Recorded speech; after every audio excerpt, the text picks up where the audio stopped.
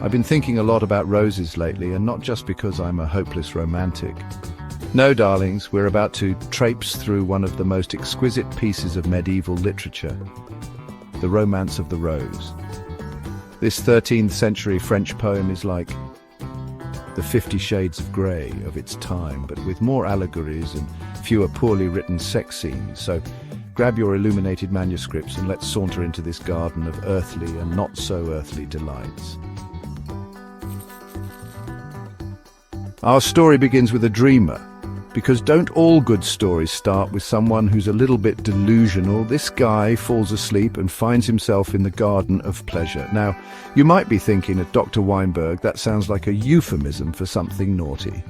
And you wouldn't be entirely wrong, but let's keep it PG-13 for now, shall we? The dreamer's ultimate goal, to pluck a beautiful rose, which symbolizes his lady love. Because nothing says, I love you, like stealing flora from a magical garden, am I right?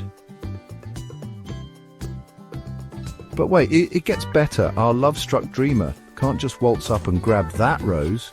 Oh no, that would be too easy. Instead, he has to navigate a whole cast of characters that would put a soap opera to shame. There's the god of love, who's basically Cupid on steroids, shooting arrows left and right.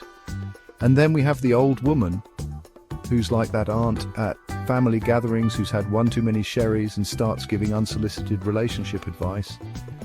Let's be honest, this whole story is one big metaphor for the complexities of courtly love. It's like trying to assemble IKEA furniture without instructions. Frustrating, confusing, and you might end up in tears. But our dreamer perseveres, because apparently that's what you do when you're in love in the 13th century. Now we come to the Piesta Resistance, the castle of jealousy. Because what's a good love story without a little real estate drama?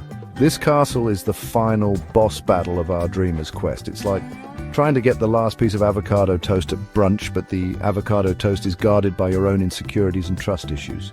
Our hero, armed with nothing but his wits and probably a healthy dose of medieval toxic masculinity, must overcome this fortress of emotional baggage.